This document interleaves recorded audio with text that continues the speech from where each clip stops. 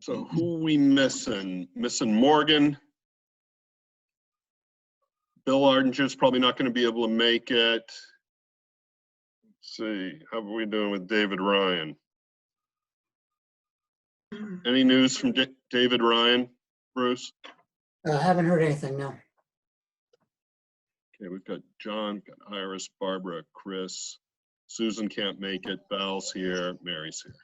Literally just got an email from Dave Ryan. He's in another meeting that's been extended. Okay.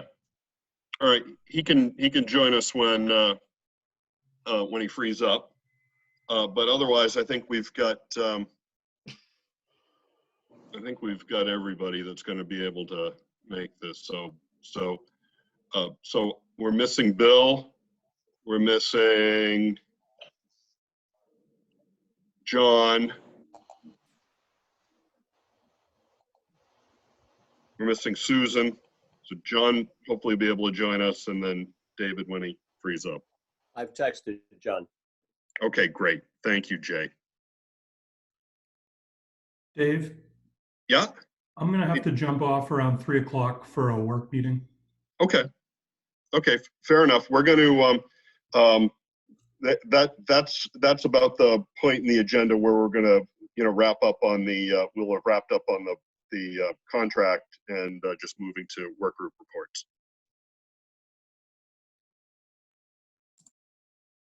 And John has arrived. Apologies for my Hey, John, how are tardiness. you? Good, No how are you? worries. You're a senator. You can get away with that. More importantly, I'm a father, and you whatever you want. So, okay, and let's see, we got Jesse and Bruce from AIR. Is Tammy going to be joining us? I just want to make sure we generally have everybody or most people with us before we get started. I believe so, but I think that we can certainly start without her. Okay, real good. So it's just after 2 o'clock, and I'll call to order this meeting of the Commission to Study School Funding. Today's May 26, 2020. And Jordan, how are we doing as far as technology? Good. We've got 7 folks listening in by phone, and no one has contacted me with access issues. Okay, fantastic. Real good. Welcome, and thanks everybody for joining us this afternoon.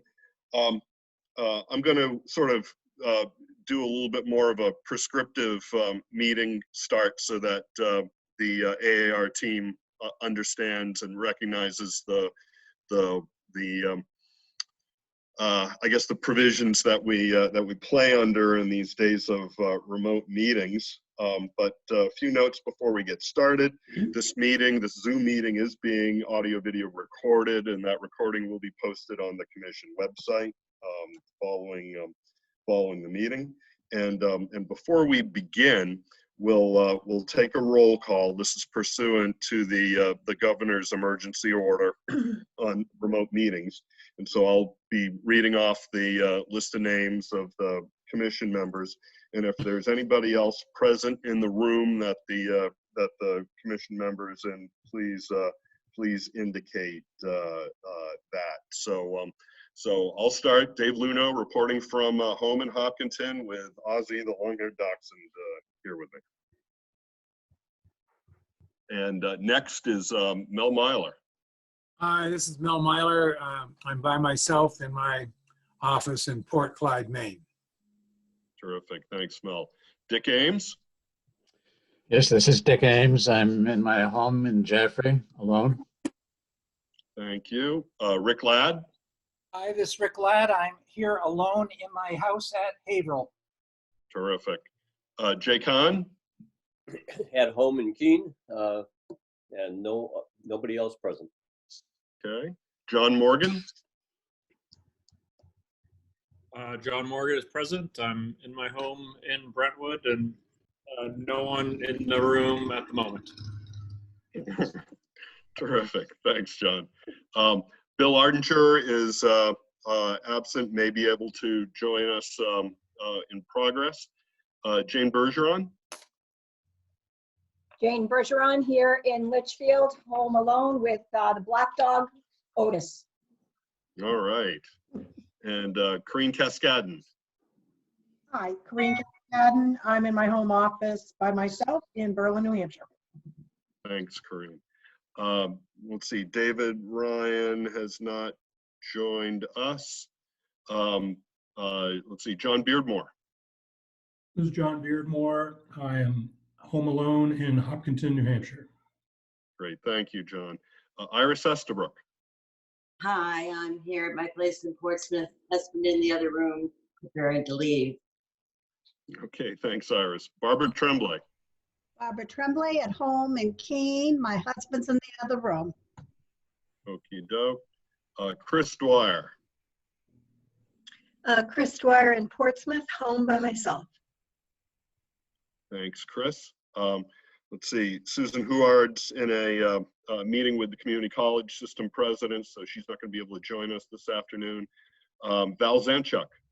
Val Zanchuk is in his office in Jaffrey all by himself. All right, thanks, Val. And Mary Heath. Mary Heath, home alone in Manchester. Thank you, Mary.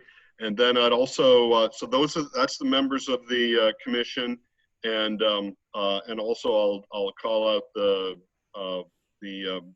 our folks from the Carsey School who are with us and helping us on this project. Michelle Holt-Shannon. On the porch in Dover with Archie, the yellow-haired dog. Ah, I see. So, and he has something to say too. So thanks, Michelle. Jordan Hensley. Jordan Hensley, yep, here in Dover. Just me and the dog and the cat here in this room. Okay, and Bruce Mallory. Bruce Mallory, Kittery Point, Maine. Home alone in my office. Other people are elsewhere in the house. Okay, great.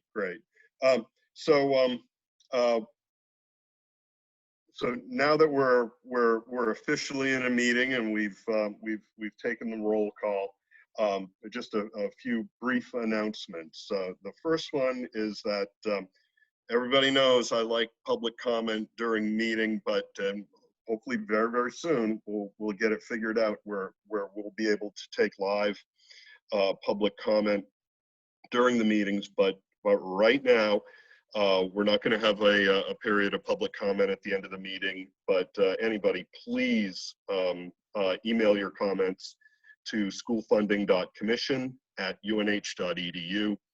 And that link is also available on our website, which is carsey.unh.edu/school-funding.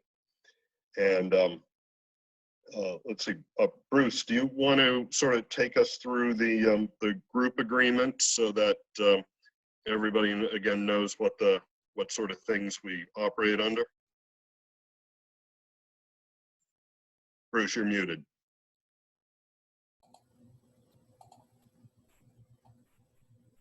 Okay, great.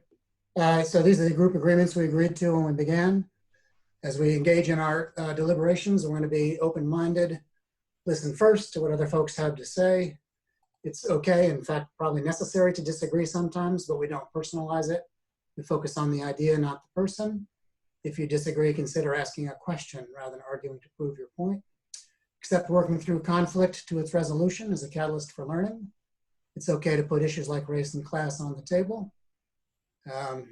Be purposeful and to the point. Notice if what you're conveying is or is not pertinent. Take risks, be raggedy, make some mistakes, and then let go. We also have some adopted ones that we've used for our online meetings. Again, listening to each other, being patient with the technology, as Dave just was with me as I'm trying to talk with my mute on. Use hand signals if somebody is muting or you can't hear, or you can always agree with a point with a big thumbs up, or jazz hands, or raise your hand if you're not able to raise your hand on the screen using the participant button. Mute when you aren't talking, and then do feel free to use the chat line, chat box ask questions, make comments. A reminder that we'll be recording the chat exchanges as well as the video itself for the record. You can communicate using the private chat to one other member of the group, but that will also be recorded as well. So just use some discretion if you are privately complaining about the chair of the commission or the Carsey school staff. So that's those are our group agreements. We'll go from there. Great. Thanks very much, Bruce. And before we get into the agenda, I'd like to sort of swing it over to Jesse Levin to introduce the team from AIR, and these are the folks we'll be working with for the next well, months and months and months ahead. So 7-8 months ahead, and then after Jesse sort of introduced his team and everybody's had a chance to sort of say a little bit about themselves, you know, I hate to be duplicative, but I think we'll probably go and just say a little bit about ourselves as well, even though we just did a roll call, but I didn't want to use the roll call for that. So Jesse, can I just sort of turn it over to you? Certainly. Thanks so much, Dave. My name is Jesse Levin. It's a pleasure to meet everybody. I'm a principal research economist at American Institutes for Research, AIR.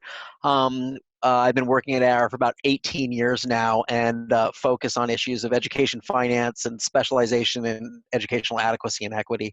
I'm in Pacifica, California, just south of San Francisco. In my basement, evidently, I have a great view of Coit Tower in the background. I'm going to pass it along to the project director, who is my colleague, Drew Atchison. Hey, thanks, Jesse. I'm Drew Atchison, also at AIR. I live in Washington, D.C., and have been at AIR for about 4 years and do a lot of education and finance studies with Jesse, along with some of the other members of the team. And I'll go ahead and pass it on to Bruce.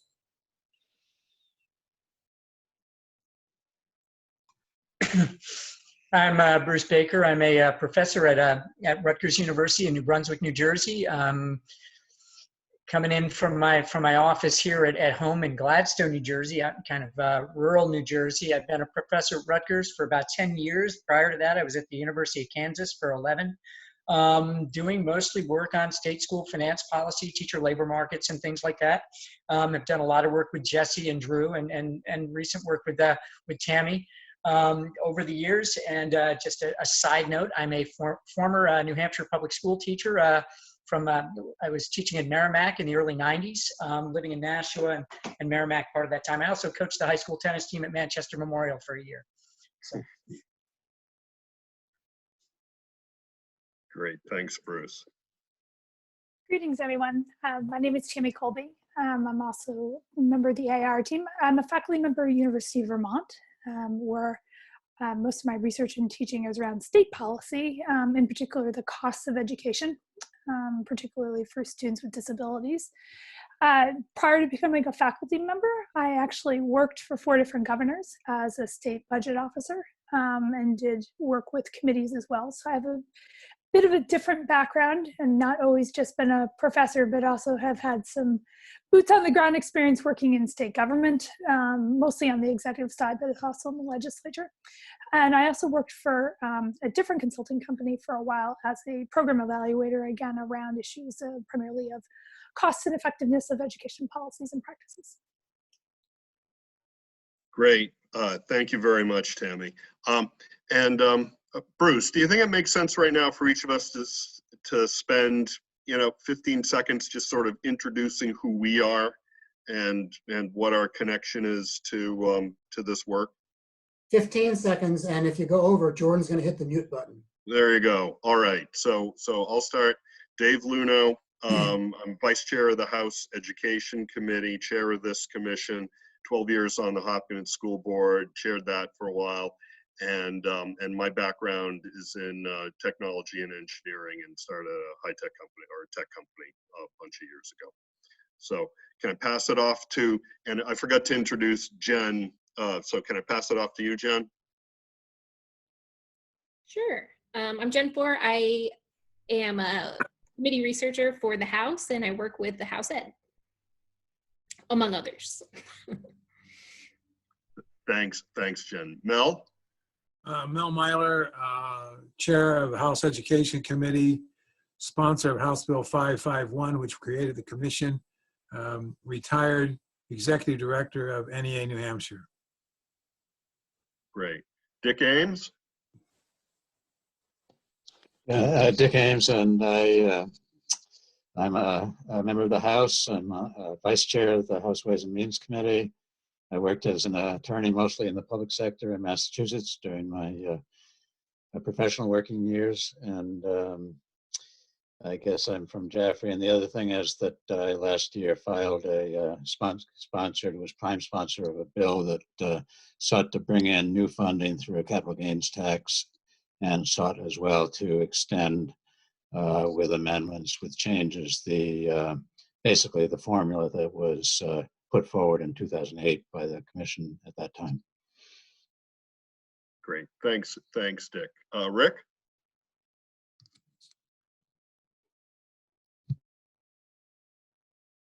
Got on mute there, Rick. That must be my 15 seconds. A retired school administrator, distinguished national principal, Alaska and Maine. Been in the House for 12 years, all in the House Education Committee, 4 of which were as chair of that committee, and appreciate being on this commission. Terrific. Thanks, Rick. Jay? 43 years in higher education. 28 of those were at Keene State College in New Hampshire as Vice President for Finance and Planning, adjunct faculty in Management and Economics, and stint as interim president. I, for the last 4 years, have been a member of the State Senate and currently chair the Education and Workforce Development Committee and a member of the Finance Committee. Thanks, Jay. Senator Morgan?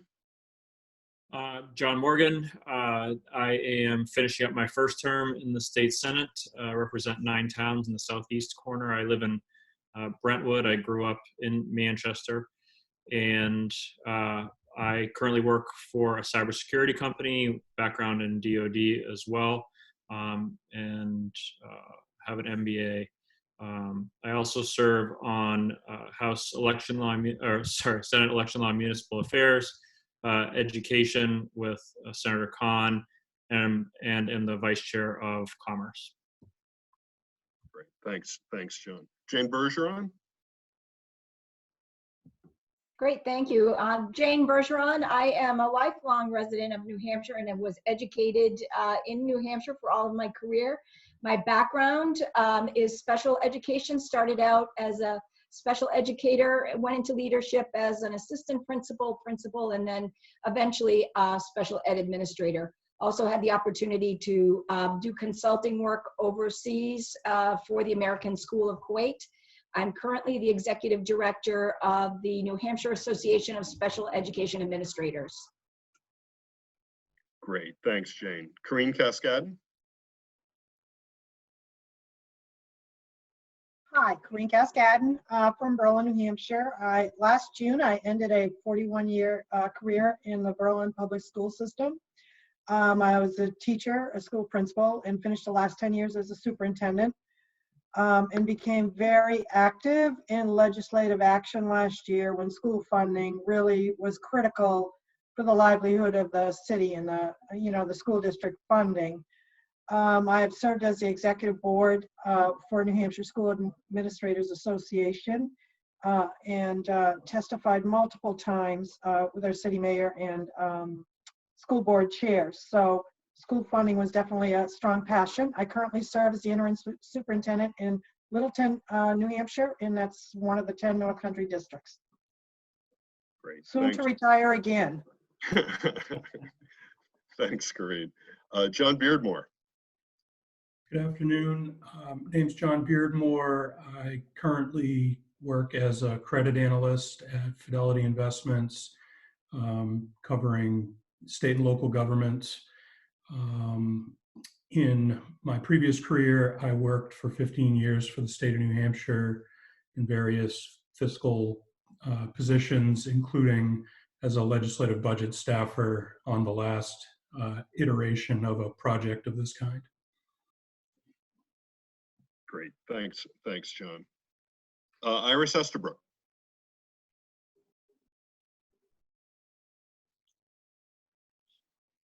Can you unmute Iris? Sorry. I'm a former teacher, mentor teacher, educational researcher, school board member, who spent 12 years in the New Hampshire House and Senate, and most relevant, former chair of the Senate Education Committee at the time that this work was undertaken, and I was 07 and 08. So I was the prime sponsor of SB 539, the former costing legislation. And this is my third adequacy commission. Great, thanks, Iris. Barbara Tremblay. Barbara Tremblay. I've been an educator for most of my career, from teacher of world languages to from middle school up through college, and have been a principal and superintendent of 2 systems. Have now retired, and I'm happy to serve on this committee. Thanks, Barbara. Chris Dwyer. Hi, Chris Dwyer. I'm Vice President RMC Research, and my research interests are literacy, early childhood, and school reform. I've also been a teacher in New Hampshire, and I've taught for the University of New Hampshire as well. I'm on the board of the UNH Foundation, and probably most relevant here, I spent 14 years, 7 terms as a Portsmouth City Councilor. In Portsmouth, the school department is a department of our city, and one of the things while doing that was chairing the building of our new middle school. Great, thanks, Chris. Val Zanchuk. Good afternoon. My name is Val Zanchuk. I own a manufacturing company here in Jaffrey. I'm a former chair of the Business and Industry Association of New Hampshire, currently the chair of the New Hampshire Learning Initiative, and I've spent the last 20 or so years involved with educational and workforce development issues. Great, thanks, Val. Representative Mary Heath. Hi, Mary Heath from Manchester, New Hampshire, longtime educator. During the 2008 adequacy conversation, I was working as deputy commissioner.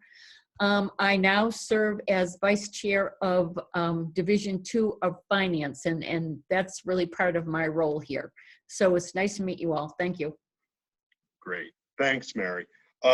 I'd like to move into the agenda now. I'd like to actually skip over the approval of the last meeting minutes, just so that we can get on to the contract first and get past roll calls and stuff, because we'll have to roll call vote that.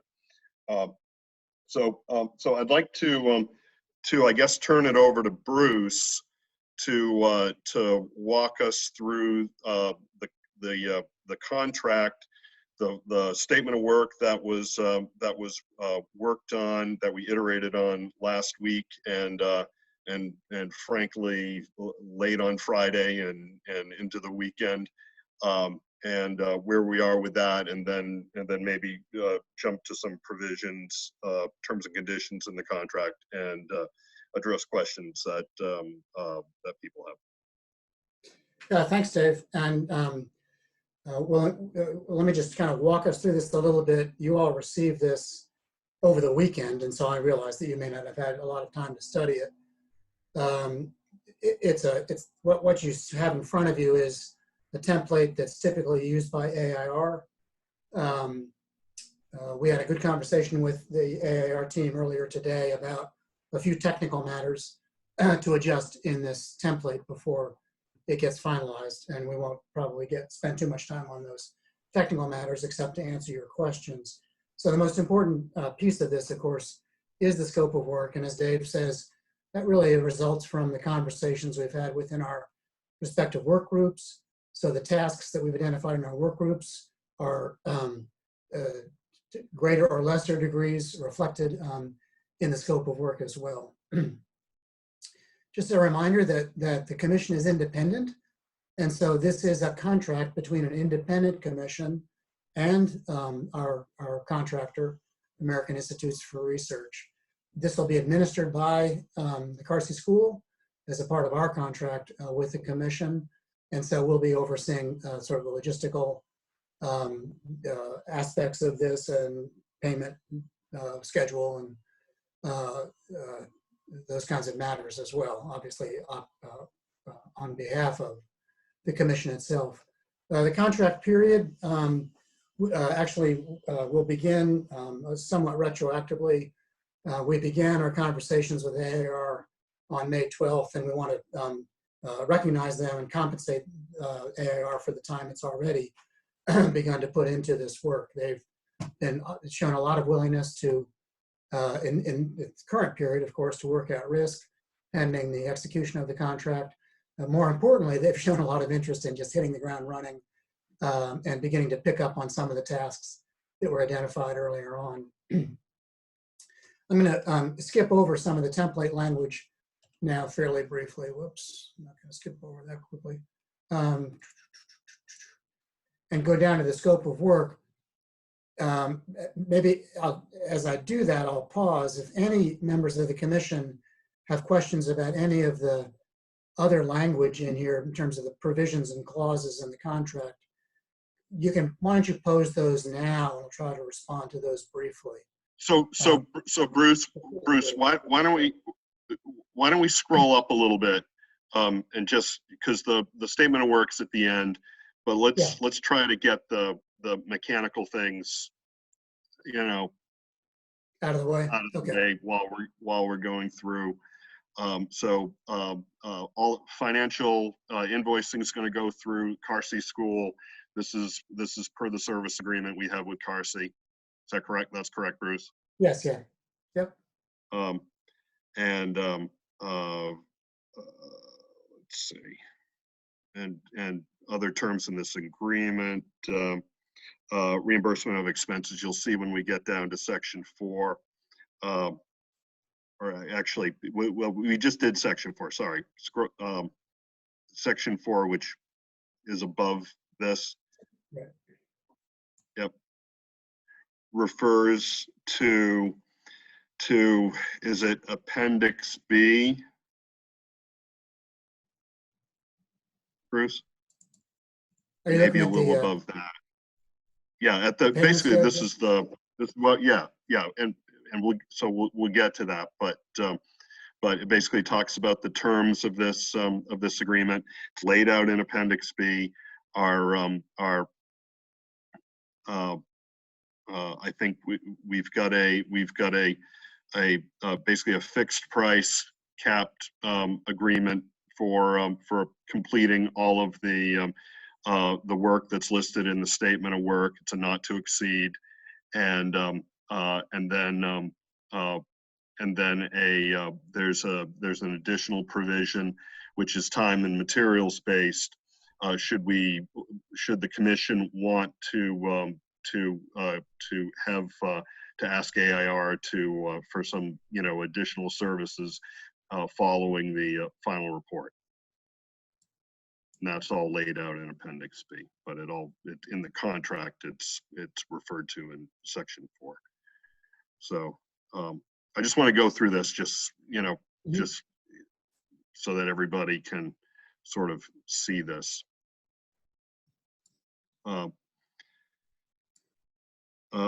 Reimbursement of expenses. The contract covers all expenses, so there are no initial out-of-pocket expenses that we'll anticipate being billed for. Right. Advertising, promotion. We're not going to steal each other's employees. It's a good idea. Yeah, and that's so no solicit, right. Indemnification. And I'm just having a hard time reading this on my screen. I'll just go, okay, yeah, I guess, there we go.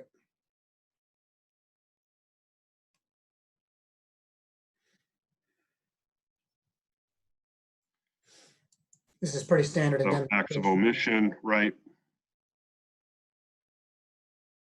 No waiver of rights under Section 9.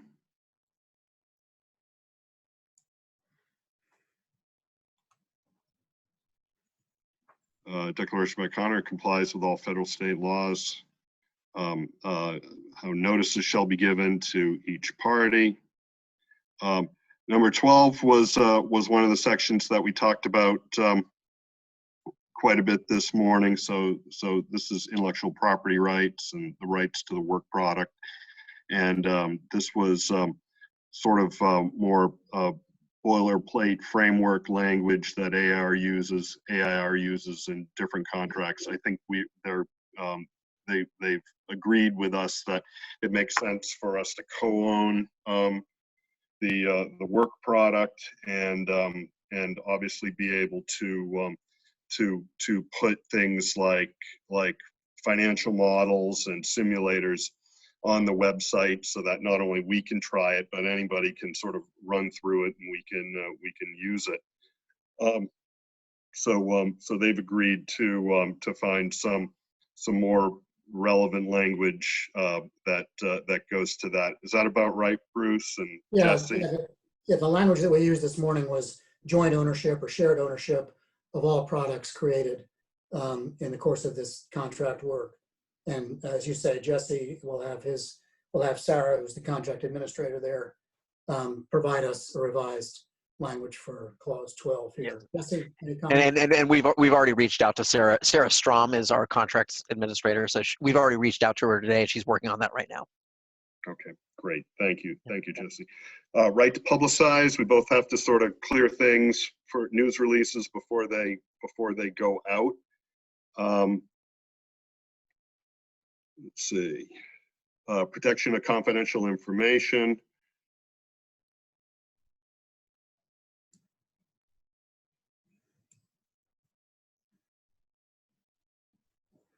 And data sharing. So we'll obviously be providing data that's been developed by the state of New Hampshire to the contractor, and they'll be following the process that we outlined in work groups last week, which is working through Bruce Mallory in servicing those requests. Paragraph 16 is actually something we're working on. I think we're looking at maybe moving that to mediation language, which is consistent with how it's been laid out, how we laid it out in the RFP.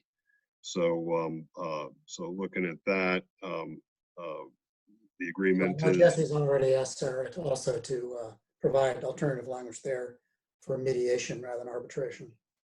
Indeed. Yeah, and I should also mention that that Ron Rogers is also reviewing this contract with specific focus on the IP rights, arbitration, governing law, but also any of the other terms and conditions that he might feel he wants to weigh in on. Severability of clauses constitutes the entire agreement, and then. Agreement to amend if parties want to do that. I would be the one to be authorized by the commission to sign on to execute the contract on behalf of the commission. And what I think we're going to be asking for today, since some of this language is still to come through, that I be authorized once the new language is through, consistent with what we've talked about here, that I'd be able to execute the contract on behalf of the commission. So let's go down to is this where we go into the statement of work? Yeah. Or are there any questions of the stuff, the more mechanical things that we just went through? Dave, when it comes time for you to sign this, I'm very supportive of everything you've said today. I'd just like to make sure we get a strong recommendation from Ron Rogers. Yeah, let's Bruce, is that something we can get? Make sure. Yeah, this I assume that he's available. I'm going to push all this over to Ron today And generally Ron's very responsive, very quick. And for the AR team, I think we mentioned this morning, Ron is the counsel for the university system of New Hampshire, and just an incredibly reliable and helpful resource to us. So we'll ask him just to take a look at this or review it to be sure there's nothing in there that complicates matters really for the university system, but Ron also wears a bigger hat and he'll have the commission's interests in mind as well. Yeah, I think that's I think that's a smart request, Rick, so. Yep, Ron's a good man. Anybody on any of these, anybody else on any of these items that we just, before we get into sort of the statement of work and payment schedule? Okay, we'll keep going.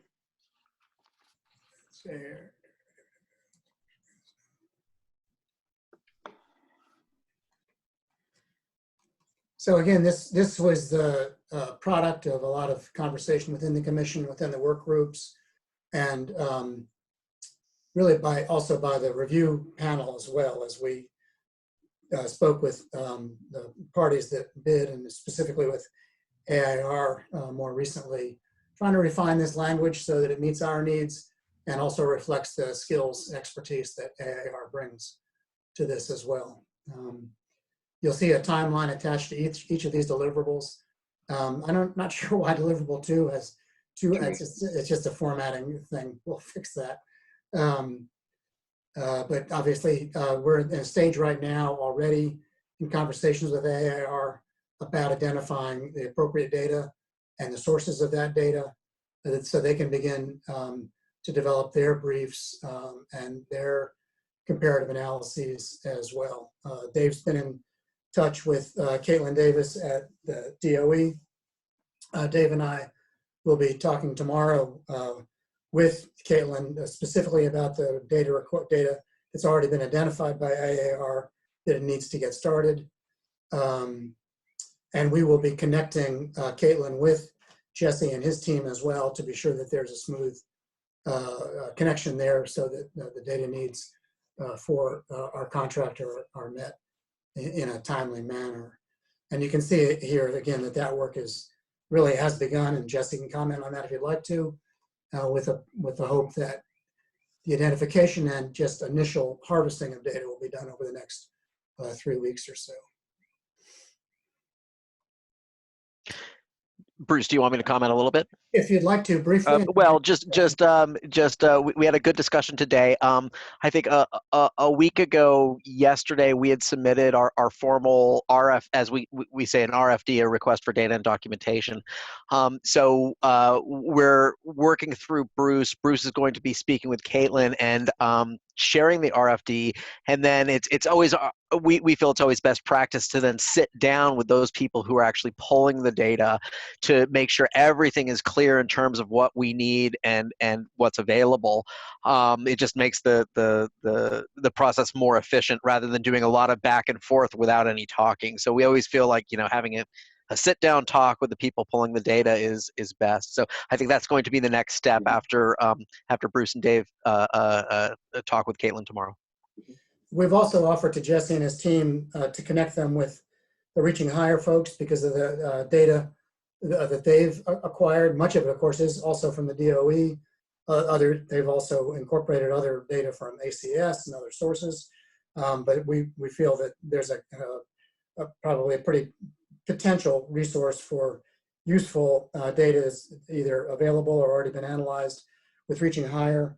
And we'll also connect Jesse and the team to Doug Hall and John Tobin in the New Hampshire School Fair Funding Project, recognizing that that's an advocacy organization and that therefore we're always skeptical about the nature of the data and the interpretations of the data.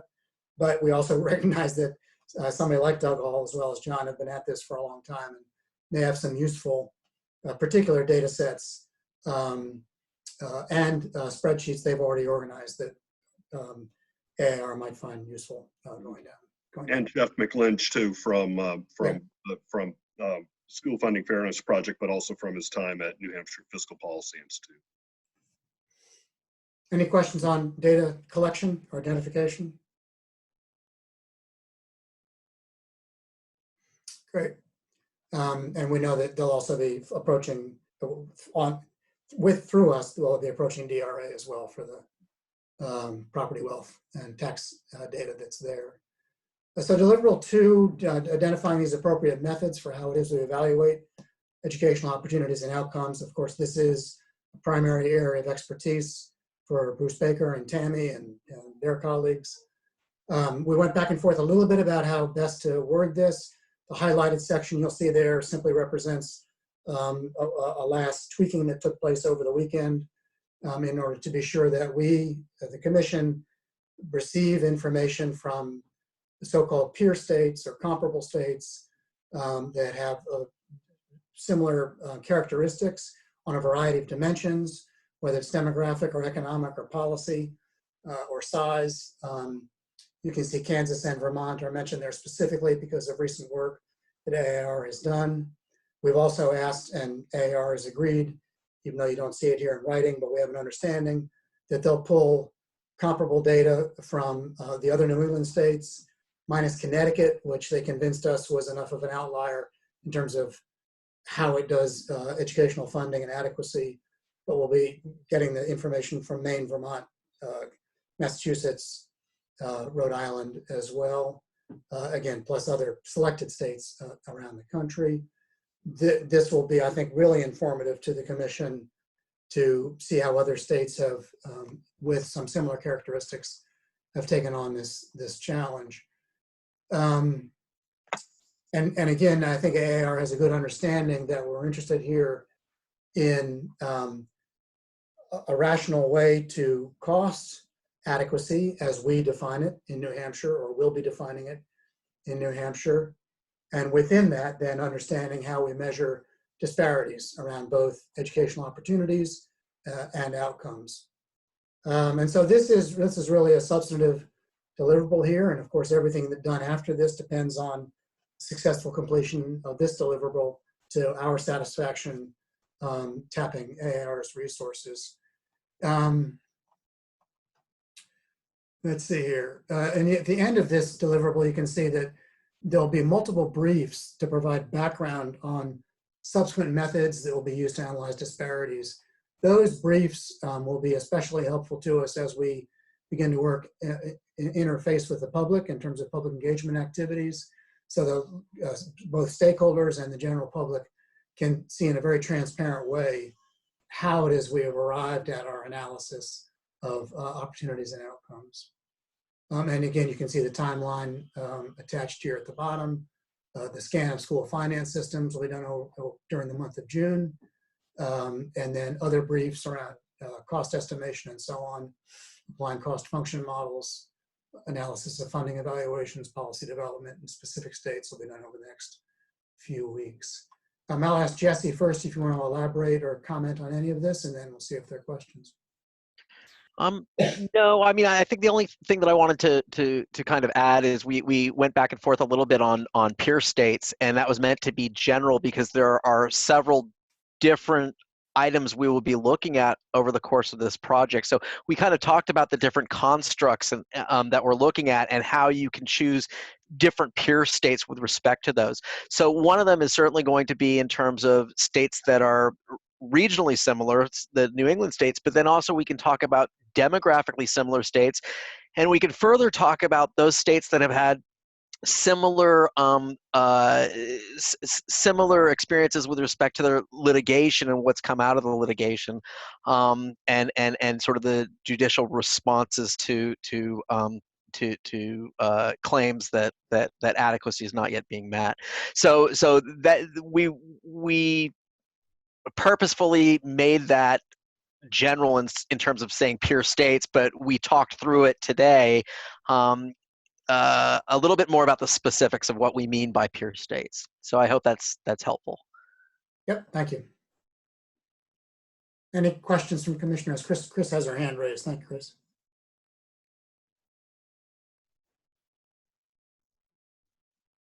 Chris, are you there? Are you on mute or? There, I finally got my mute button going.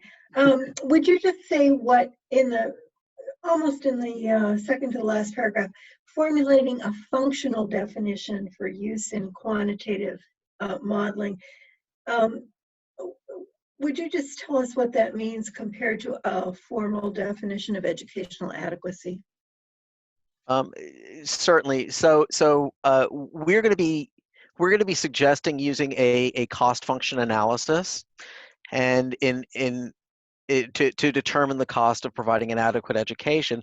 In doing so, we have to really determine what standard in terms of quantifiable outcomes, including things like standardized test scores, we would like to include or use the model to predict. So we predict a model that will tell you the relationship between spending and a certain level of educational outcome, conditional on a lot of other things that are in the model, including student needs, scale of operation, other characteristics of the district. And once we have that model estimated, then we want to try to predict what spending level is going to be necessary to achieve some level of outcome. That is the cost of achieving some level of outcome. So we're going to have to define what level of outcome that's going to be. And that's what the functional definition is referring to. Bruce, do you want to add to that at all? You're muted. Yeah, not, only if there are other questions on that point. I have a question. This is Rick Ladd. I've always been very concerned over the 12 years I've been in the New Hampshire House and 38 years as a school principal administrator, that there is a direct correlation between the facility, how it's maintained, how it's kept, and the relative age of it, and the achievement of students in the house, and how teachers and staff function. I'm really concerned that our adequacy, or how we've always measured the opportunity for an adequate education, has been separated from school building aid. And I see building aid as a part of the equation, almost like the fourth leg of the chair, that's necessary for us to have and to provide an opportunity for an adequate education. So in this evaluation portion where you're looking at educational opportunities and outcomes, how are we going to assess that perhaps our school age, our buildings, where we know that over 60% of our schools are over 50 years old, I think, or might be reversed now. So there's a huge problem we have. We aren't funding school building aid. How is that going to be brought in as a methodology for evaluating where we are and providing an opportunity? Well, I mean, one kind of short answer I could give to that now, it depends in part on the availability of data on, is there a statewide data set that at least gives us some kind of indicator, some numbers on kind of building age and everything that can be tested in models to see if it reveals this adverse effect on student outcomes. Certainly it's a critical issue, and it's going to show up in our reviews of what are the components that have been addressed in other states. New Jersey made that a big part of the court rulings and subsequent revision of aid programs between 1997 and 2000. So there's a lot of language speaking to that very specific issue in the New Jersey court rulings that will show up in some of our kind of state-to-state comparisons. The data issue is another issue as to whether or not we can, through data analyses on New Hampshire native data, reveal the adverse effects of the facility's age issue. I certainly don't know. I mean, taking it that next step of figuring out, well, what's the condition of every facility across the state and what's the replacement cost, and how should a financing mechanism be set up to cover that on long-term debt? I think that's something that's probably beyond the scope of what we can do within this particular set of analyses. Well, let me follow up then. In the mandate, which we have in HB 4, we have a section of law, it's item Roman 4, Part D. It says, reestablish the baseline for the costs, programs, staffing, and facilities needed to provide the opportunity for an adequate education. So I think the House definitely sees, the legislature sees facilities as the impact. And what you say, I understand it all. And when you go to DOE, you're not going to get a whole lot of information. Although Amy does have some information there. However, it's a hole that we've never addressed. Right. We've always had it separate statutory language, so we've never addressed it under adequacy. But it's impacting our achievement of our kids. So it's got to be addressed somehow, Dave. So Rick, in looking at Roman 4D, when you take a look, cost, program, staffing, facilities needed to provide, I mean, you're looking at operating costs on that. Yeah. So I'm taking a look at facilities, and that is not being capital costs, like what's the, does every school need a track? Does every school need a,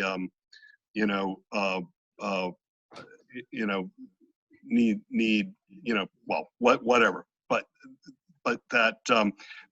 what are the costs of operating the facilities? Because it seems to be put in there along with the operating costs. We would be looking at, Yes. this would be a question for Jay too, inadequacy. Well, you need to find core knowledge, yes. And of course, the track doesn't have anything to do with that. In fact, we've even stated that in school building aid under our regulations and rules. We don't pay for that. But we should be paying for the chemistry lab, which maybe a school doesn't have. Right. And certainly I would say that the annual operating cost is embedded in the expenditure figure that's used in our cost modeling. But I agree, as someone who also looks at and evaluates this stuff more broadly, that the quality and age of the facilities for educational purposes does matter. In fact, there's an interaction there in that the older and less efficient facilities put a burden on operating costs. Right. And there's kind of a weird, so to the extent that we can pick up some measures and some data about these facilities' quality, if there's anything, we might be able to make some inferences about it, but we can't get to that next big step of figuring out what's the deferred maintenance and overall capital investment needs of the state to bring them up to par. I mean, that's obviously very important, but a little beyond, I think, where we'd be able to go in the time frame with the data available.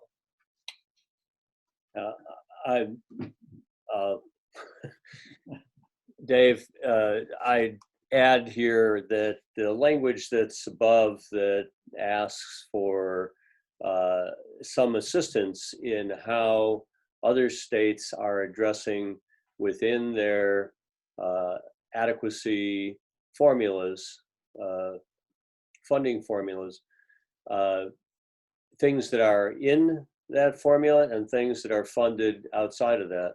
Yeah.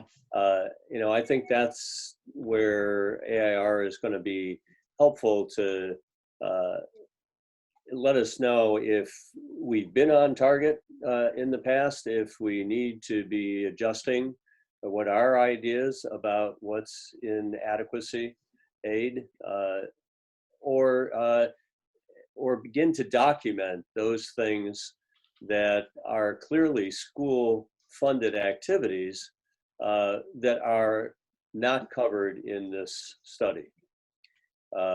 And I think we'll need to tease that out, and AIR is going to have to help us achieve some comparability with other states on that.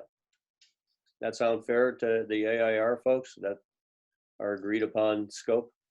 Absolutely. We'll do our best. I think this has been a very good conversation, because clearly when adequacy studies are done, they try to identify just the operational side of the picture and don't really look at things like debt service and long-term capital investments.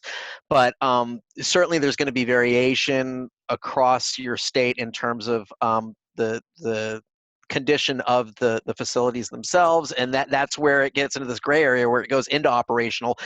I can guarantee you, though, that the numbers we're looking at will include all of the maintenance and operation dollars that are spent. So it's going to get at that upkeep part, but not necessarily, new buildings. That's pretty obvious why we're not going to focus on long-term capital investments, because there will certainly be large variations there, where the more affluent districts might, be investing in a new gym or something, and then the less affluent districts won't be able to afford that. And that's not really variation that we want to look at. And usually those facilities costs are funded under completely separate mechanisms, quite frankly, in many districts. So. And again, to reiterate, and I think Jay just brought this up, I mean, there are lessons to be learned from other states. And that period from 97 to 2000 in New Jersey, the court spent a lot of time setting forth standards for the adequacy of facilities to support the adequacy of programs. And the state adopted a separate program that provided, in effect, for full state funding of the facilities needs and the special needs districts that had brought the litigation. So we can provide some, I just added that as a line in a section that I got to cover in that brief. Good. I'll set Dave on that. Yeah. Okay. So the third deliverable, obviously, is now to apply those methodologies and recommend remedies for disparities. And you can see the variety of ways that AAR comes at this. Again, this was attractive to the review committee that looked at the proposals that came in. We thought this was a pretty comprehensive, multidimensional way to try to understand equity and the costs of achieving adequacy and ways to then therefore address disparities. Again, there'll be a written presentation of the findings from each of these analyses here that will then obviously be very useful to the commission as it begins to decide what policy levers it wants to begin to push in as it shapes recommendations a little bit, going a little further into the summer. So you'll see this will take place mid-June to mid-July, leading up to the modeling that will support specific recommended options. Any questions here? This, I think, is a more technical aspect of what AAR brings to us, and they're the experts, but folks might have some questions about this. Questions, thoughts on deliverable 3?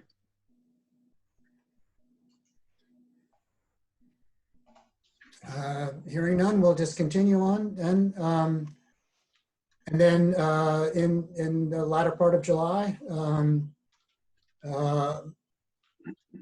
work with us to, as it says here, perform simulations based on the options that have been identified. And then that includes obviously different scenarios for revenue generation. This is a good point to remind the commission that we're going to be in an ongoing conversation with the AAR team, throughout the summer on this, and so we'll help them understand what are kind of the politically feasible revenue generation options that we want to have considered by the commission, and which ones are really outside of the guardrails that we're probably going to operate within going forward. The other unknown in all of this, as we model options, is what the costs of changes in curriculum and pedagogy will be evolving over the next months and years in terms of lessons we've learned from the COVID-19 pandemic. We just don't know yet. We do hope to be in conversation with the DOE and with the commissioner over the next weeks and through the summer. The commission members are aware of the new task force that the commissioners established to think about reopening our schools in the fall, whatever reopening looks like, physically or virtually or some combination of that. So unfortunately, we simply won't have reliable data to put into our models that can project technology costs, professional development costs, changes in materials and curriculum. But hopefully we'll have, and I know one of the things that we're going to get from AAR at the end of this process is a tool that we can use to create our own scenarios and model different projections into the future, so that we would hope for a tool that can help us project kind of the unknowns as they become more known going into the future. So that's a sloppy way of simply saying that we recognize that the variables associated with with pandemic and post-pandemic instruction, we'd make a lot of money if we knew what those were already, but it's not true. So if I can just add just a second on deliverable 4, you can get sort of not a snapshot. You can actually take the Vermont or a version of deliverable 4 that was done for Vermont for a test drive, and probably if you Google on Vermont school funding simulator, you'll probably find it. But it basically takes the work and actually, and let me not try to put it in my words. Jesse, do you want to just talk about this for a sec? Certainly. So when I guess I would say whenever we engage in this work, at least within the last 10 years, we always try to put together a tool that allows the client to simulate what different scenarios would look like. Now we did a tool for Vermont, but I want to be really clear that the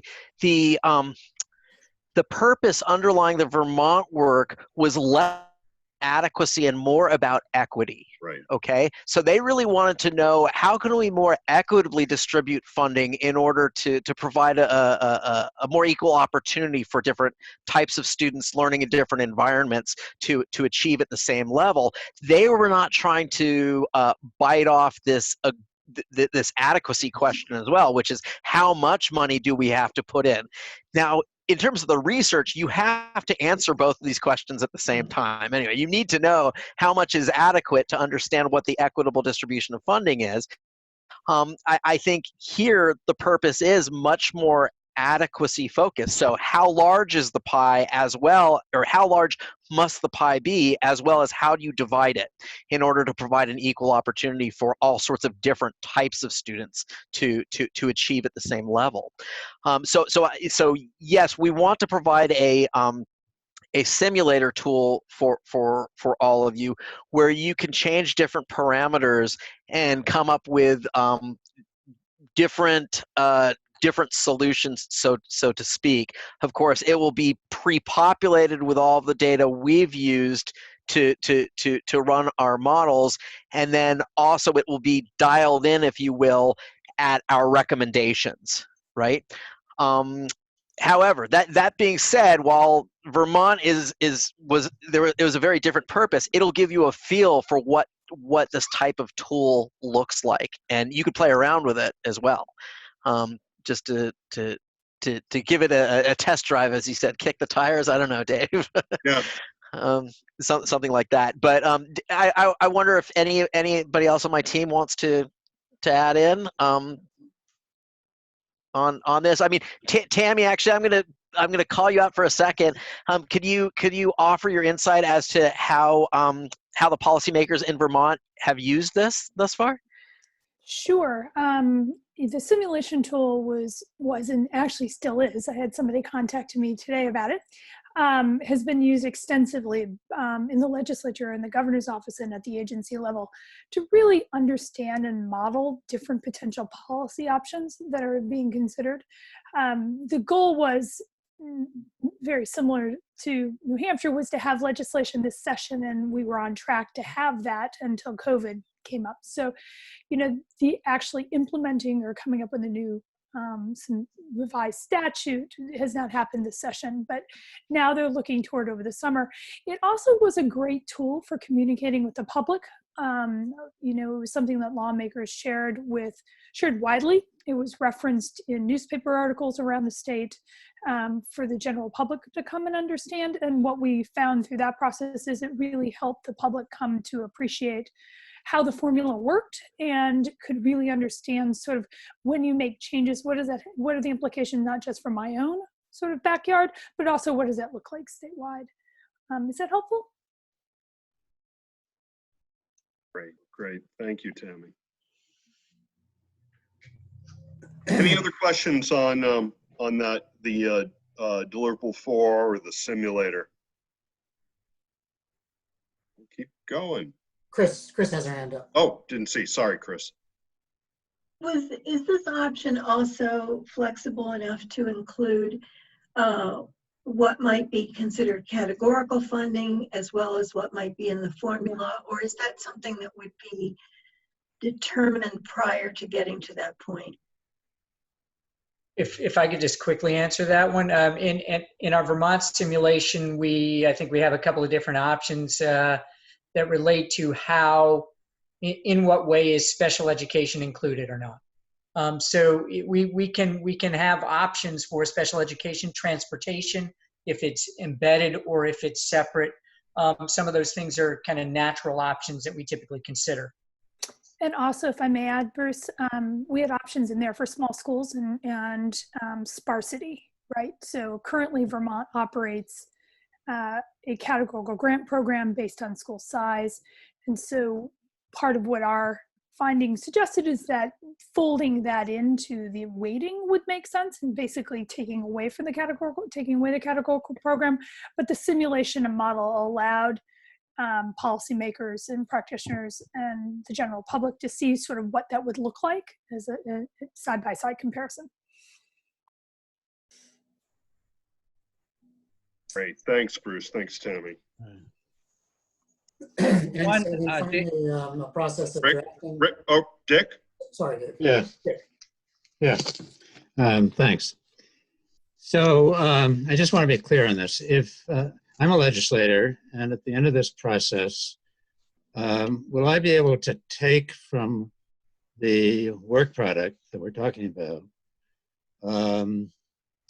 information that will enable me to write up a bill that perhaps adjusts the existing statutory definition of an adequate education, maybe make some choices. Maybe there are choices in this work product that can lead to different cost outcomes, but make my choices and cost that out and put into this bill those cost items as part of a formula, and put it forward as a bill with revenue to match, which will be a feat of magic.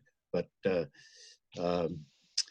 that's what I want to know. I just want to have a sense of reassurance that this is going to be translatable into a legislative product.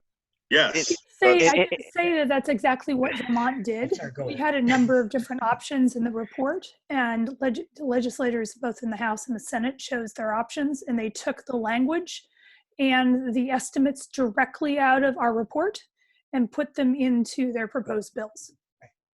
I'm happy to point you to the tables in the report and the bills if that would be helpful to you. Good. Good. And Dick, this actually goes to a point that I raised with Bruce this morning too. I think in order to get it to that translatable or transferable state from model research modeling, stuff like that, to a bill in the legislature, we probably need to also talk with Michael Kane over at the LBA. And Mary, I think you raised this with me a few weeks ago, so that Nikki Landrigan can really begin to follow what it is and know what the intents are when we talk about things, because time will go by very, very quickly. So I just wanted to say an excellent question, and I appreciate your question, Mr. Ames. Really, what we're doing here is almost designed to do just that. We want to be able to come up with the most accurate estimates of what the differential cost of achieving some outcome is for different types of students, right? Different types, different needs, and also the context in which they learn, whether it's rural versus urban. And we've done it before. So you heard from Tammy, that's exactly what Vermont is doing. I sat with the legislature in New Mexico to actually help them write a bill based on a formula that we developed there. that we want to see this. We want to see this in policy. So we're perfectly willing to sit down with you and talk you through the results and come up with different options of results to, as I said, dial in the parameters differently as well. So, you know, whatever comes from our model, yes, we're going to make a recommendation, but we also realize that where the rubber hits the road is policy, and we realize that you are going to have to dial this in and make it unique to your state as well. So we're more than happy to sit with you through that process. And in fact, I would expect some of that after the main research is done. That extra post-August period is really where we might be in some of that discussion with you all. But Dave and Bruce, you can correct me if I'm wrong, but I think that's probably the period when a lot of this discussion would happen. Well, that sounds good to me. So thank you. Dave, I've got a question for Tammy. Yeah. Tammy, in looking at Vermont, and I live right across the river from them, and a lot of small districts are very encouraged by a weighted amount based upon population of the school enrollment and population of community. But how are towns like Essex and Burlington and Brattleboro perceiving this weighted amount when they won't be receiving? So that's a really good question. And so I think the one way to think about it is Vermont's a little different, right? Because of the way our formula works. And so the smart city weights and the small school weights are part of a larger comprehensive re-weighting, right? And so what's been very interesting is that Burlington is now in a coalition with some rural school districts around really pushing the issue to have the entire set of weights reconstructed based on our recommendations. And they're allies in this because Burlington is, the poverty weight is too low. And so they feel very penalized by that.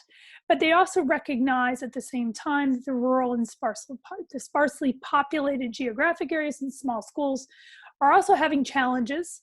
And so there's been some real interesting coalitions made up sort of in the wake of the report. And so, you know, one of the concerns I think you're touching on is, you know, does this create friction between big and small? Yeah.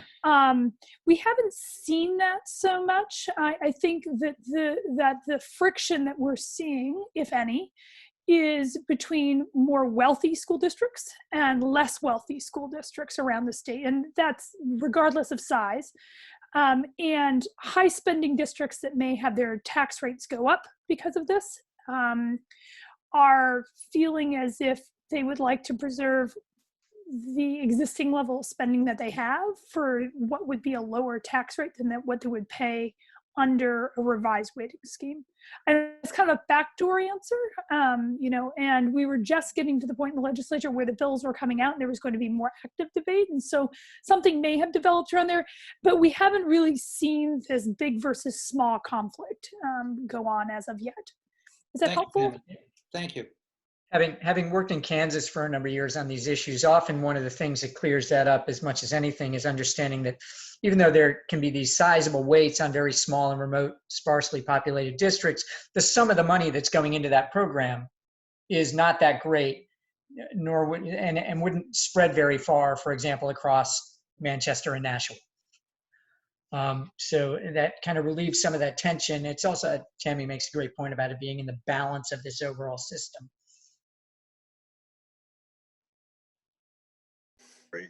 Thanks, Bruce. Thanks, Tammy. Moving on to 5 because we're a little bit past our target time, but that's all right. This is the most important thing we're working on.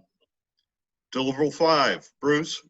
So again, this is just a series of drafts that we'll start to see in later July and early August, and then we'll be asking. I'm sure we'll be sending inquiries back to the team for clarification or modification or further testing, further modeling, in order to get a final report to us around the 1st of September. The commission will remember that we identified that timeline as necessary to inform the commission's work in the fall, which will include both continuing engagement with the public to inform the public about the information that's been collected and the early modeling of recommendations that may come out of the commission. And as I think Dave said just a second ago, we've anticipated then this kind of second phase of our relationship with AIR, in which they help us think about how to translate the recommendations into legislative language, into policy, and again, be available to us for additional analyses as needed.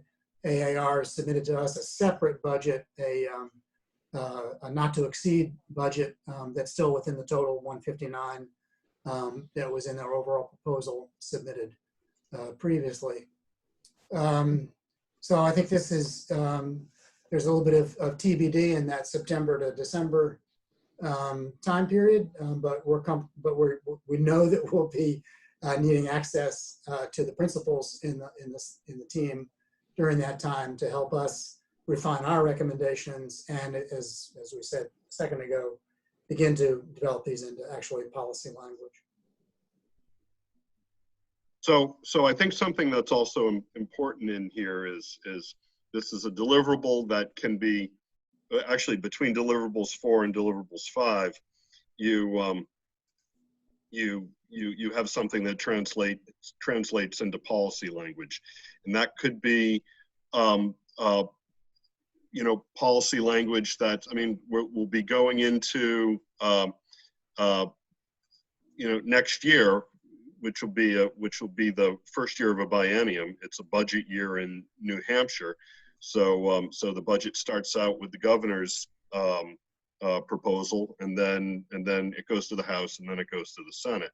So presumably, each of those entities would be able to get value from these deliverables in crafting education funding policy. Am I correct on that?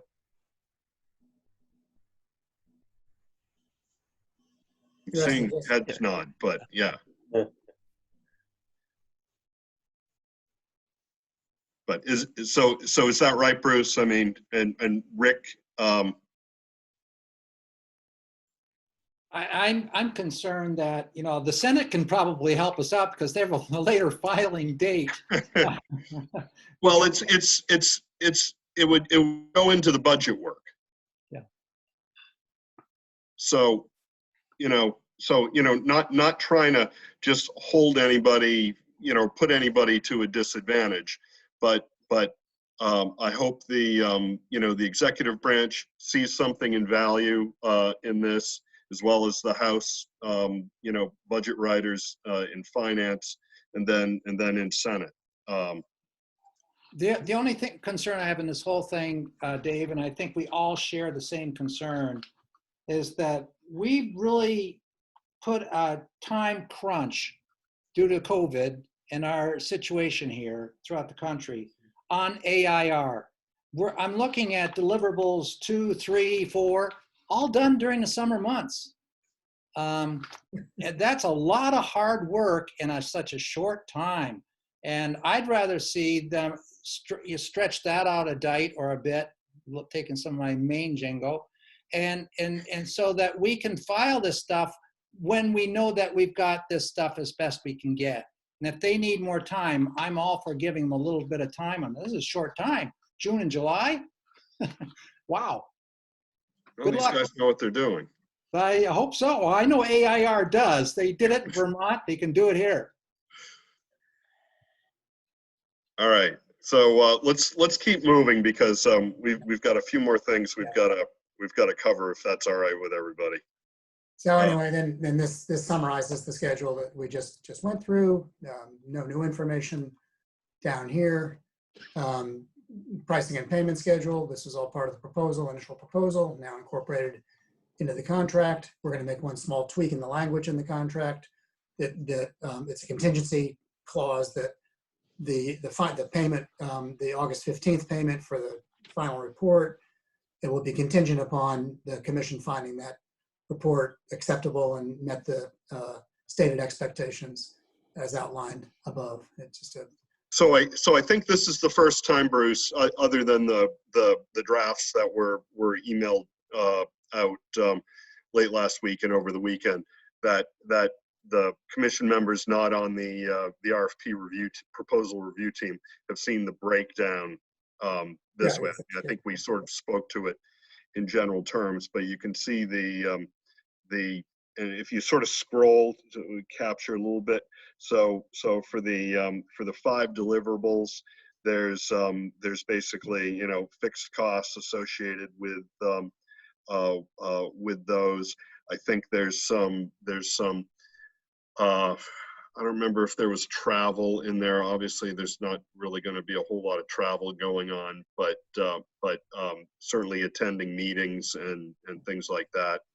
I think the general expectation is that Jesse, can you talk a little bit about attending commission meetings and work group meetings? Certainly. So we did not put anything into travel into the budget, and with the advent of COVID-19, it doesn't. There's not a lot of travel that would have happened anyway. But we are definitely going to be attending meetings, not only weekly meetings with the executive committee of the commission, but also the work group meetings. We talked about that, so we'll be attending some of those as well. And we're perfectly happy. I mean, we're very flexible to attend any meetings that you think are important for us. Of course, I'm on the West Coast. I'm not going to be flying anytime soon. I think Tammy Colby is the most local. So she has expressed some willingness to come in and meet with you all in person when necessary. And me as well. And Bruce as well. So Bruce is in New Jersey. But yeah, there's no we do not put any line items in there for travel per se. And I'll just say that the AAR's proposal that we have not shared with you in detail, it does break these expenses down by person, by time commitment, and the review panel found the presentation of their proposed budget to be very well rationalized and efficient and justifiable, which is one reason we recommended going with AAR. Yeah, and you're meeting the team right here. There's one more member of the research team, Caitlin, who I don't think's on this. No, Caitlin is not here, but this is 4/5 of the research team. Mm-hmm. And then you see the contingency there for the not to exceed commitment from September to December. Again, hours broken down, and Jesse, Drew, Caitlin will be available to us during that time period. I'm sure they'll be drawing on their colleagues as well. And we've got and that line item for that is Tammy and Drew, Tammy and Bruce rather. Sorry. The 1900 down here. Yeah. So. And you can see their rate breakdown here as well, the hourly rates, which we found reasonable. So that concludes walking through the contract. Any other outstanding questions or comments? Are you ready for a motion? Yes. If people are ready, this is what I'm looking for. I'm looking for somebody to make a motion to authorize Dave Luno and the executive committee to execute a contract with American Institutes for Research, pending the changes we discussed and a positive review by Ron Rogers. So I'll move that. So moved by Representative Ames. I'll second it. Seconded by Representative Ladd. Is there any further discussion on the motion? Did I see any hands? Can't tell. Nope, looks good. No, all right. Then we're going to have to go through a roll call procedure for this. So Jordan, can you take Jordan here? Yep. Yep. Jordan, you taking notes on this? I am. Yeah. So, all right. Representative Myler. Yes. Representative Ames, Yes. Representative Ladd, Yes. Senator Khan, Yes. Senator Morgan. Yes. Let's see, as just seeing if anybody's joined us. Bill Ardenshire joined us? No. Nope. Jane Bergeron, Yes. Corinne Cascadin. Yes. Has David Ryan joined us? No. Nope. John Beardmore, is he still with us? Yep. Yeah. Is he still with us? I think he had to hop up. Yep, I remember him saying that. Senator Estabrook, Yes.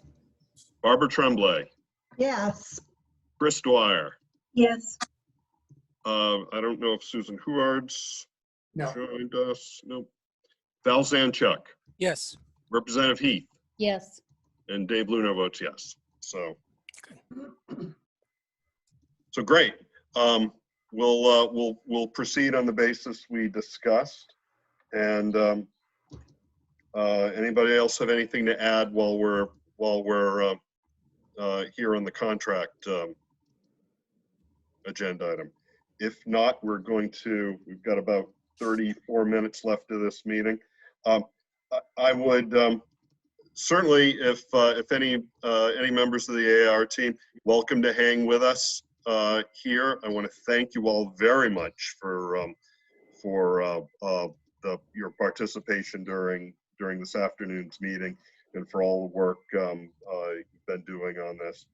And feel free to hang with us. We're going to go through a summary of work group report outs from last week's meeting, and then talking about the schedule of upcoming meetings, and then that'll probably be a wrap for today's commission meeting. So with that, let me hand it over to Bruce to lead us through work group reports. Thanks, Dave. We'll just take these in the order on the agenda. Adequacy and distribution, I'm not sure what, we haven't established a kind of a regular protocol or template for these report outs, but just briefly, what your current work is focusing on, what tasks you're anticipating in the near-term future. And I guess all of us are going to be listening with an ear towards what the connections are across work groups. That's the important part of these full commission moments, so that it's a right-hand, left-hand kind of alignment here as well. So I'll turn this over to the chairs of their respective groups, and each of us as staffing, who are staffing these groups, Jordan, Michelle, and myself are here to add clarification or comments as well. But we'll start with the chairs, and so let's start with adequacy and distribution framework, and that's Jay. Okay, thank you, Bruce, and the thanks to Bruce and Jordan, because they helped convene people for our meetings the last week, and captured notes that hopefully folks have and will be useful. One of the things that I'll recognize for the AIR contract and its relationship to at least the adequacy and distribution work is that I may have thought at one point that this was linear, that one step leads to another. And I think this RFP process has helped strengthen that this is interactive. And so the definition of adequacy is informed by the data for disparities, and our choices for what is influencing outcomes that might go into a formula will help then the strength of those variables will help us understand also what needs to be in the adequacy definition. So that's just to tie back to, I think AIR's role in our work group is going to be important to help stage what should be the next steps in the work group. And I guess that's, Bruce, that's my translation as to how important it is to integrate their process with the work of the committees. So where we started this last week with two guest presentations was to ask school business officers what is there about the current adequacy formula that works and doesn't work. And we called on three business officers, one from Keene, one from Portsmouth, and one from Bow. And they said, first off, there's a lot right with what we're doing in the adequacy formula relative to what's included between adequacy and differential aid. They would point out that some of these things aren't quite calibrated correctly. So we had a cost from the Department of Education that said, hey, just take the 2008 formula, you update it to today, and it might be $4,700 per student. And then they began to say, but, you know, there is no such thing as an average cost per teacher that's at the level that's in that formula, or that transportation really doesn't calibrate to number of students enrolled, that there's other factors, that class size may work at some levels, but it certainly doesn't work for labs and, you know, like high school, like labs, science labs, and it may not work for the size of the classroom that is education rules for K through 3, where the class sizes are mandated to be 20 or less, and the average in the formula is 25 for elementary schools. So they said, you know, maybe more gradation is needed. There are other places where they challenged us was other special services that are provided by schools, like speech assistance, psychological services, health services that are outside the formula, but part of what they need to provide to their students. Rick, you'll be glad to know they brought up facilities. And you know, this is one of those places. I think we just heard from AIR. We need to know what data there is, and I think your suggestion just kind of pushed up the schedule of what else we might need to do, and that would be, let's focus on what our facility costs, what data we've got, how it might influence outcomes, and you know, I don't think we're deciding initially what goes into the adequacy formula for building aid, but at least we're going to understand what the components are in building costs that might relate to outcomes, that might relate to what needs to be a part of a formula in order to achieve a certain level of educational opportunity for students. So I just use that as an example. Technology is another one where technology in the classroom is calibrated in the formula, but technology as an infrastructure is not a part of the formula. So raising questions for, as we go forward, COVID-19 like effects, how are we, what kind of costs do we see now for adequacy that we haven't maybe calibrated in the past. A second panel focused in on special education, where we had special educators in addition to Jane Bergeron-Bolio pulled together that panel, but we had people from Goffstown, Manchester, and Plymouth as part of that presentation.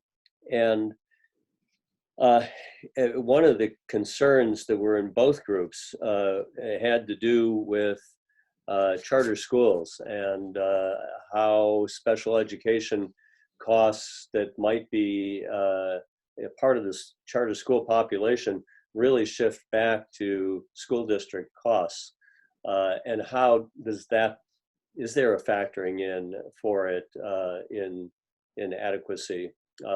Because $1,800 probably isn't covering those additional students coming back for those services.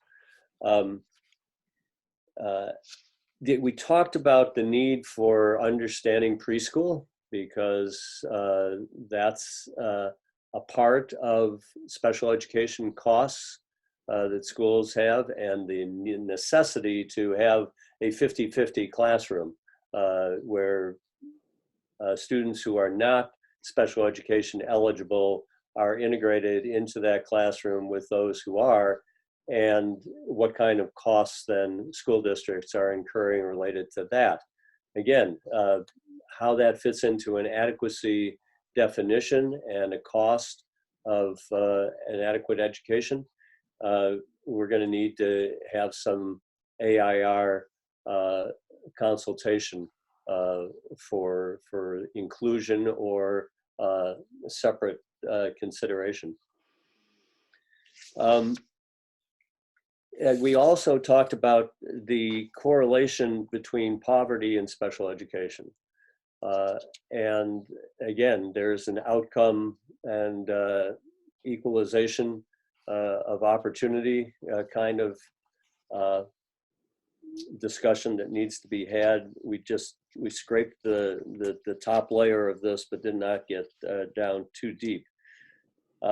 So I guess where we are at at this point is trying to understand some of these outcome differentials and how it relates to the inputs that go in, and we probably need to have another discussion about early childhood education, about building aid, and about career technical education. Those are some of the next things to tee up, so that we're considering, you know, the how equal the opportunity is across the state, and what are some of those variables that are defining disparities. Again, we need to be data informed, but try to provide a clear and inclusive definition of adequacy. Did that help tie some things together? And there were a lot of folks sitting in on that meeting, so please. That was great, Jay. Questions for Jay on that, and you know, and I'm including the AIR team if they've got any questions or comments. I just leave again with that request, how that work plan translates into your need for some information, definitions, as well as you know, how you'd like to peel back the onion to see, you know, what's in that core of the adequate education definition. We want to make sure that we're covering these things, that they all may need legislation, but some of that will be inside of the school funding legislation, and some of it needs to accompany it, perhaps in other legislation that we identify as needed. Maybe we develop some terms for that, but we don't make it a part of the package that's coming from dealing with the core of funding adequate opportunities. So, go ahead, Dave. Go ahead, Bruce. I'm just going to note that the next step then for the adequacy distribution work group will be at its meeting a week from yesterday, June 1st, next Monday. We'll be hearing from the plaintiff's attorneys in the Conval litigation, because of course the argument there is that the current definition of adequacy is too narrow, and the costing, the real costing of what goes into adequacy is clearly insufficient. And so far, the lower courts have agreed with the Conval plaintiffs that that's the case. And so we want to hear this laid out, and this I think will help inform us, at least from one set of arguments, what could be included in that adequacy bucket, and what reasonable cost estimates would be attached to those. That's just one slice and one perspective, but it'll help us begin to, it's another building block in the work that the adequacy work group is doing. Right. Thanks, Bruce, for mentioning that. So Jay, were you talking about or talking about, I guess, what sort of dependencies that that your work ahead may have on what AIR is doing and vice versa, sort of the mutual dependencies? Yes, absolutely. That's it's one of the takeaways that I think we need to line ourselves up between what the work groups are doing and what AIR needs to make progress so that they can get to stages 3 and 4 efficiently. We're all pressed for time and trying to make our work line up. Mm-hmm. So is that something that we probably want to put on the work group agenda for June 1st? Yes. Yeah. And I think that, Bruce, you're going ahead and trying to prepare for a June 5th meeting, right? Yeah, we're going to talk about the calendar in a few minutes. Why don't we keep on, we'll set up the calendar conversation in a few minutes. Okay, so I won't do that now. Okay, great. Mel, you want to talk about what you discussed in public engagement? Surely. One of the first goals we had was to confirm our list of stakeholders that run the gamut from school, community, student, parent, senior citizens, et cetera, to create that stakeholder list. That list has now been confirmed. Obviously, we can add to it, but I think we've got a substantive list of those individuals. The first task of the engagement group is to provide our first process where those individuals who are either elected to school boards or community municipal leaders that have experience with budgets, and in essence, the idea that those who are raising money and those who are spending money, who understand the issue of school funding, that is going to be our initial target group. And those sessions are going to be held on Tuesday, June 9th and 11th, and on Monday, June 22nd and 21st. And we are going to have these engagements, these focus groups will be 8 to 10 people, and there's a session each day from 8:30 to 10 o'clock, from 1 to 2:30, and 6 to 7:30. Those invitations have gone out today to the chief stakeholder groups, seeking their input on who should be participating in those meetings. And it's going to be very interesting because people can sign up for any of those sessions. So it's going to be interesting because you may have somebody from Claremont, for example, talking with somebody from Rye in the same focus group.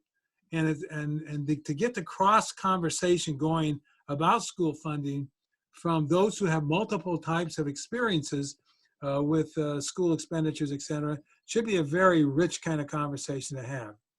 We have identified some questions that need to be asked that would focus those conversations.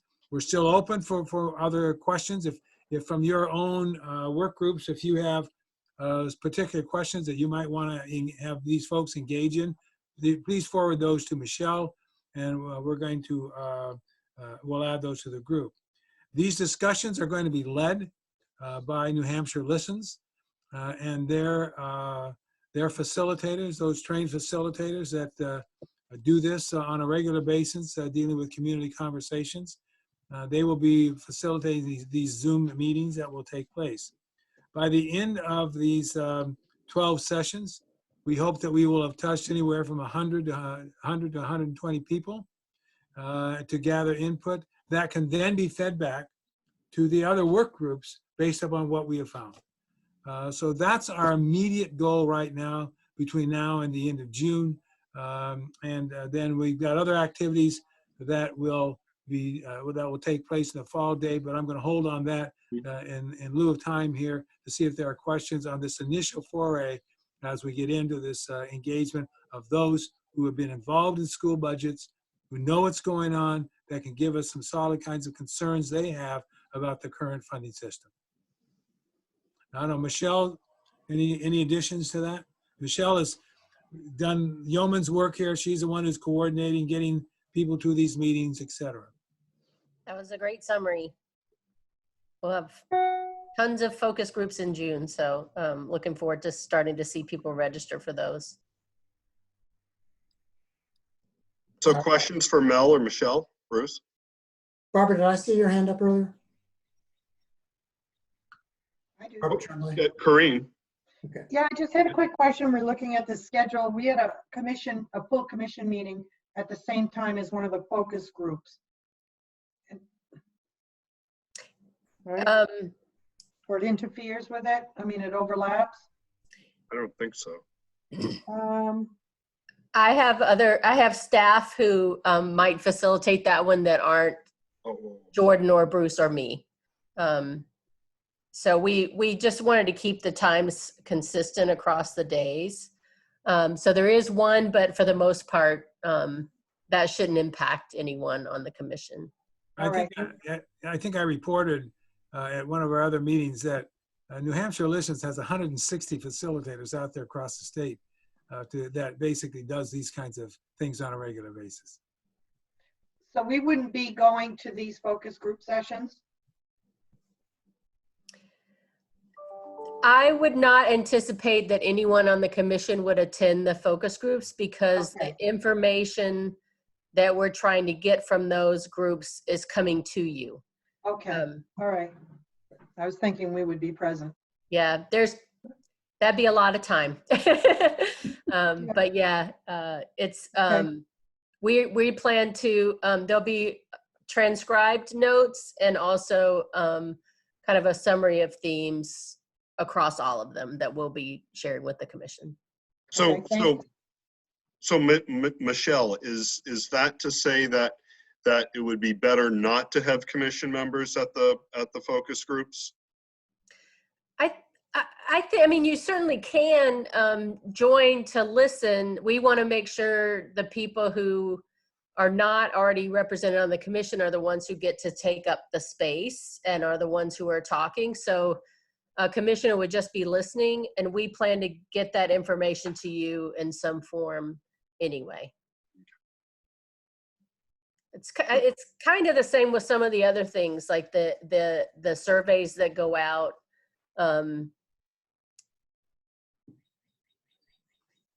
It's kind of an assumption that as a commissioner, you get a chance to share your thoughts in the decision-making seat. Right. That's our report, Dave. Go ahead, Mel. That's our report. All right, great. Anything else for Mel or Michelle on this? I'll be really quick on fiscal policy because most of our work was on the SOW last week, but we did do a couple things. But before I talk about it, I just want to welcome Susan Huard, who joined us maybe about 10-15 minutes ago. I know she was in a meeting with the community college system college presidents this afternoon and couldn't make the first part of our meeting. But we did do introductions earlier. So Susan, I was wondering if maybe you could introduce yourself, particularly to the members of the AIR team, Jesse and Bruce and Drew, who are here, and I think Tammy has had to drop off. But Susan. Thank you, Dave. Good afternoon. I'm Susan Huard. I'm the interim chancellor of the Community College System of New Hampshire. Very happy to join you in progress today. And former president, Manchester Community College. Yeah. And failure at retirement. You know, I taught developmental education at one point in my career, so I'm just going to view this developmentally and hope the next time I retire, I'm successful. Okay, thanks, Susan. Oh, and Bruce is here too. So great. Thanks, Susan. Thanks for joining us. Thank you, Dave. this afternoon. Just really a couple things to report out on fiscal policy. We actually overlapped some meetings last week with adequacy so that we could hear from the school business officers and the student services directors, and we overlapped with public engagement so that we could hear what the public engagement plans were going to be right now, and in between those two things, we also pushed out a couple of task assignments from our work group. One of them to identify all the current revenue sources, local, state, federal, and grants that goes into pre-K 12 education here in New Hampshire. And specifically, and this Rick Ladd has accepted to take this on, to identify the specific sources of revenue within the state revenue streams that go into the state share of school funding, and obviously it's not just one thing; it's a smattering of different sources, and I think the stability of those. Some of those sources is really being challenged right now, as Dick Ames is seeing in ways and means. So we want to take a look at that, take a look and identify what the stability risks are in those sources, and be able to see where we are today with that. Rick, do you have anything you want to add on that? No, but I will email you those sheets later on as attachments later on, either today or tomorrow. Okay, go ahead. Fantastic. Thank you very much, Rick. And Dick Ames has been willing to take on our second task, which is to identify changes in level and mix of those revenue sources from 1999 through the current FY20, and a lot of this work, I think, or some of this work, has been compiled by Doug Hall and is available. But taking a look at that, and probably also taking a look at if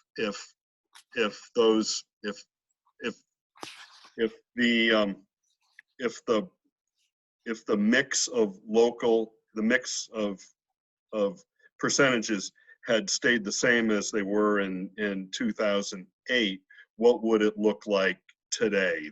That's I think something that the commission needs to look at as well, because obviously there was a lot of time that's gone by since when Senator Estabrook created our current and her commission created our current funding model, and where we are today.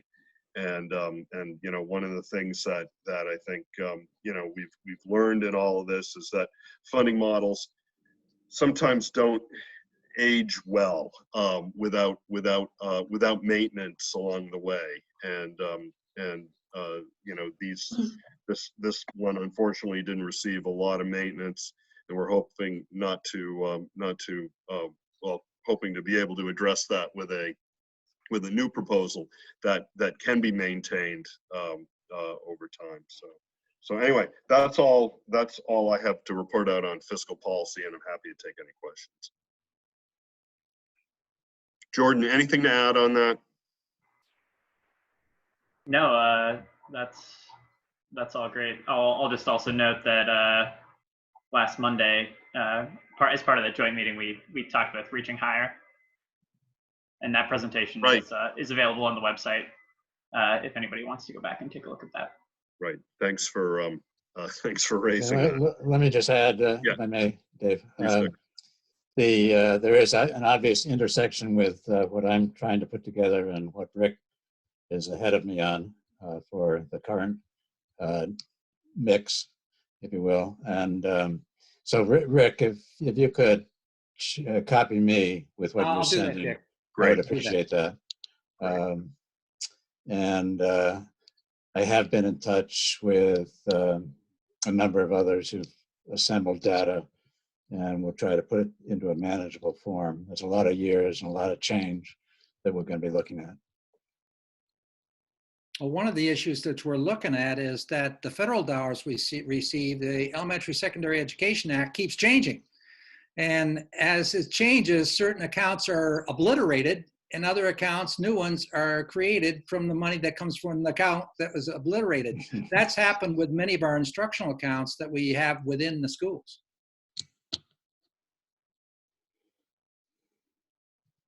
Good, good. Thanks for that, Rick and Dick. Anything else to add at this point on work groups? I mean, I think we're coming up right on the top of the hour right now.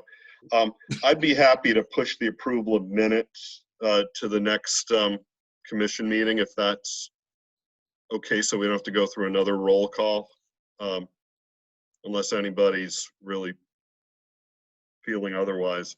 And we can probably do one vote for review 2 minutes, pass them with one motion at the next meeting.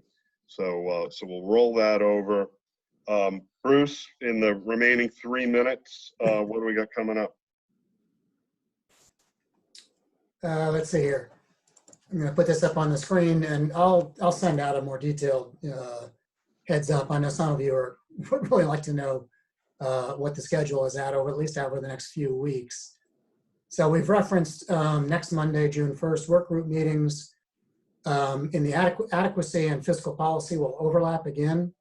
This time to hear from Michael Tierney and John Tobin about the Conval. They're the Conval representatives, the plaintiffs' counsel. We want to hear their arguments around adequacy and costing adequacy. The times are indicated there. Right now, we've tentatively also added an additional work group meeting day on Friday, June 5th. You can see the times there. Adequacy, I'm going to be reaching out and inviting agency folks who focus on early childhood and behavioral health to join adequacy on the 5th as we continue to figure out what goes in the adequacy definition and basket. We also need to hear from career and tech ed. They're a slightly different beast in terms of how they operate, and so that's why the question mark is there on this draft calendar. Fiscal policy and engagement tentatively are scheduled to also meet on Friday, June 5th at the times listed. Again, I'll send this out to folks so you have it in front of you. Our next full commission meeting, 2 weeks from yesterday, June 8th, you'll see reference there to beginning to try to get a handle on the impact of COVID on expenses. That actually is likely to be held. You're aware that the Commissioner of Education has formed a START task force on the reopening of schools and considerations of reopening schools. And we're going to wait until that task force issues its report to invite the Commissioner and others to come help the Commission think about how we could include the possibilities around fall and the next school year in our modeling. Again, a lot of unknowns there. So that's what we've built out so far. We do want to hear from Career and Tech Ed at some point, sooner than later. Behavioral health and early childhood slated as well. We've already gotten good input on special education, and of course Jane is our resident expert on special education costs and programming, and so we probably won't have an additional presentation there. So that's kind of where things stand at this point. We've identified some potential presenters further down the road, prior state board chairs like Tom Raphael and John Lyons. We thought that Fred Bramante could help us understand the sort of post-2008 implementation of SWEPT. We continue to rely on Caitlin and other folks. The New Hampshire Fiscal Policy Institute has also been modeling the effects of COVID on state revenues and the state economy in a general sense.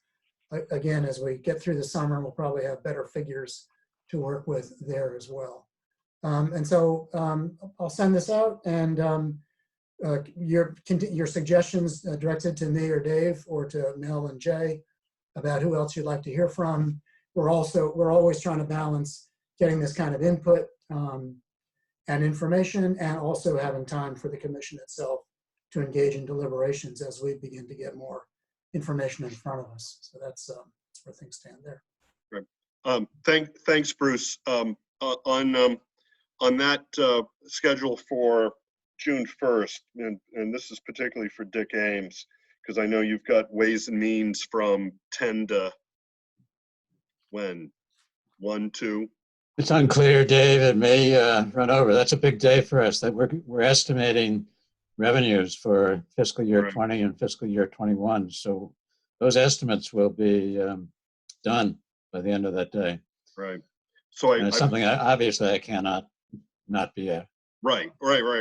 So, you know, I know you wanted to that you also wanted to do the fiscal policy adequacy work groups on that Monday as well. So we pushed the Attorney Tobin to, I think, a 2 o'clock start time to at least provide maybe a little hope that you'd be able to join for that. But if you've got any more visibility to that, let us know, and we can try to work with them to tweak. But we want to give them ample time to really get into that. I think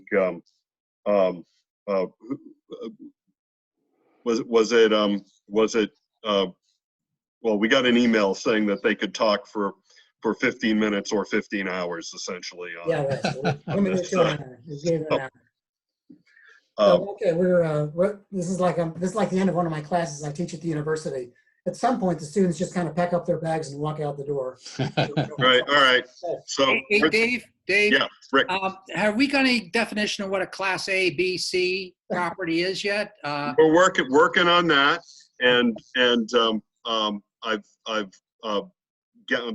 we played a little bit of tag with Senator Gaida on that.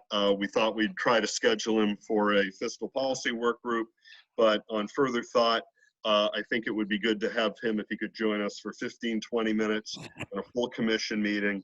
It's in the charge of the commission in the statute, and I think everybody should probably hear what the Senate's intent was on that. So, we're going to get that. Good. We're going to get that as soon as possible. Alrighty. All right. Anything else for the good of the cause? It's 4:03, and I guess everybody has had enough to eat for today. And enough screen time. Yeah. Yeah. Then great. We've reached the end of the agenda, so we are adjourned. And I thank you all very, very much. And enjoy the beautiful, beautiful summer weather. Thanks so much. Everybody. All right. Everybody. Thanks so much. Take care.